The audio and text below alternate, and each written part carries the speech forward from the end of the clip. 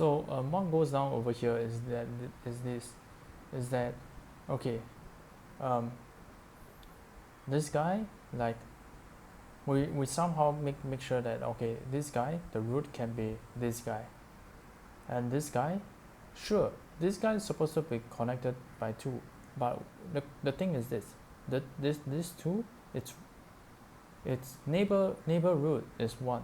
So in the end, like sure, 4 neighbor root is 2, but what we can actually say is that for like the main root, it can be the root of this guy. So in other words, this guy, the main root, can be 1 because this guy neighbor root is 1. So this guy, it has 2 options. It can connect to the neighbor root, which is 2, or it can connect to the main root, which is the neighbor root of 2, which is 1. So in fact, we connect 4 to 1. And the reason is that we want to make the tree as balanced as possible. If say we were to actually insert it to like 4 this way, it's very much unbalanced, and it's sort of like from this whole linked list, which is not what we want. What we want is this operation Z, which is to actually make it as balanced tree as much as possible. So that's the thing that we're very much looking out for.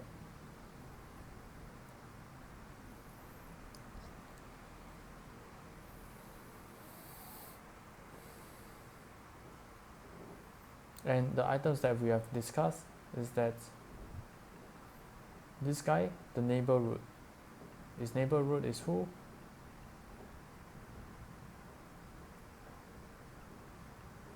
Is this guy. And this guy, he has 2 options. It's either the neighbor root or the main root. So we introduce another term, the main root. And another item is this, is that which guy is like a smaller tree. So is this guy the smaller tree, or 2, 4 is like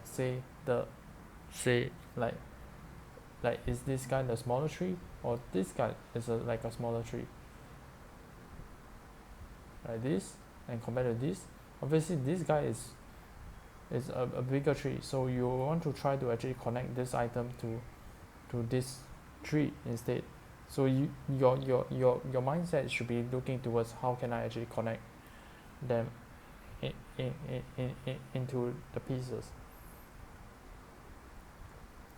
So it's very much talking about the small connect to the big tree.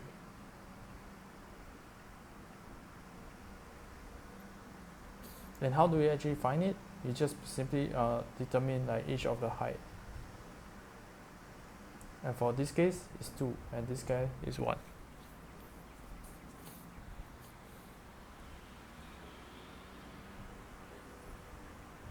And for most cases, they always say that okay, this guy is like a parent of him is like itself. A parent of him is itself. The reason why we actually do it, so we can actually identify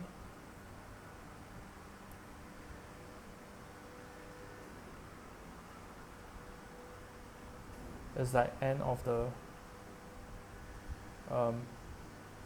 root. That was like the main reason why it kind of like connect to itself.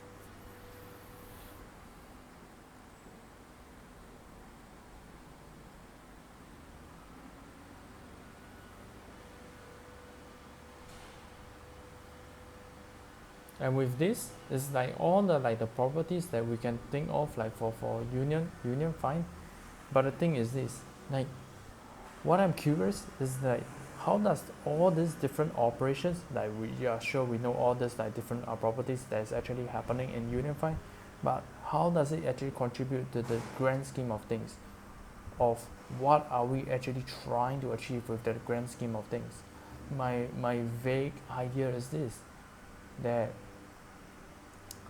you have like these 2 split trees, and you are able to find some form of loop easily, But how are you going to find the loop very easily?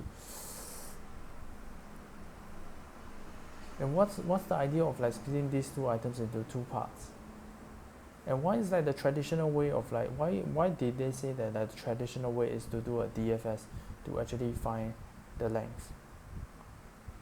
And what is the DFS trying to find in the traditional way? And what is the Union Find trying to actually achieve? What is that the two items of like both the DFS and Union Find is trying to actually achieve at the end of the day? I'm very much curious to find that out. And yeah, with that everything comes to an end.